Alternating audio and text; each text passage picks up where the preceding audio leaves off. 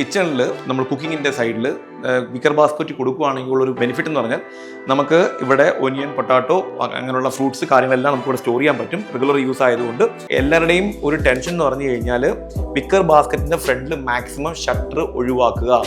കൂടുതലും air circulation കൊടുക്കാൻ നമ്മൾ പറ്റണം. അടച്ചു വെച്ച് കഴിഞ്ഞാൽ ഇതിനകത്ത് എയർ സർക്കുലേഷൻ കുറയും. അപ്പം അങ്ങനെ വരുമ്പോഴത്തേക്ക് നമ്മുടെ ഈ ഒനിയൻ പൊട്ടാറ്റോ ഇതെല്ലാം നമുക്ക് ചീത്ത ചെയ്യാൻ ചാൻസ് കൂടുതലാണ്.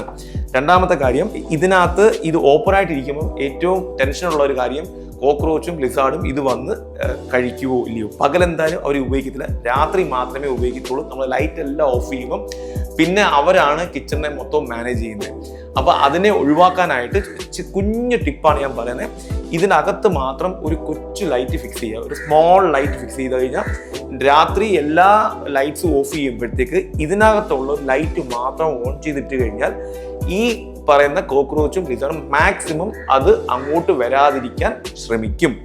മാത്രമല്ല ഈ പറയുന്ന ഒനിയനും പൊട്ടാറ്റോവും മാർക്കറ്റിൽ നെറ്റ് പോലൊരു ബാഗ് കിട്ടും, അതിനകത്ത് ഇടുവാണെങ്കിൽ കുറച്ചും കൂടെ സേഫായിട്ട് നമുക്ക് ഈ സാധനത്തിനെ സേഫായിട്ട് ഉപയോഗിക്കാൻ പറ്റും.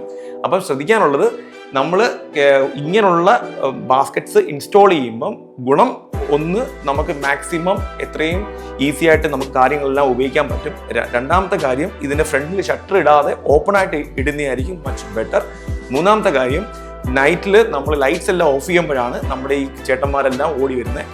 അപ്പോൾ അതിനെ ഒന്ന് ഒഴിവാക്കാനായിട്ട് ഇതിനകത്ത് മാത്രം ഒരു സ്മോൾ ലൈറ്റ്, ഒരു ചെറിയ LED 1 വാട്ടിൻ്റെ LED ലൈറ്റ് ഓൺ ചെയ്തിട്ട് കഴിഞ്ഞാൽ ഇതിനെ മാക്സിമം നമുക്ക് അവോയ്ഡ് ചെയ്യാൻ പറ്റും.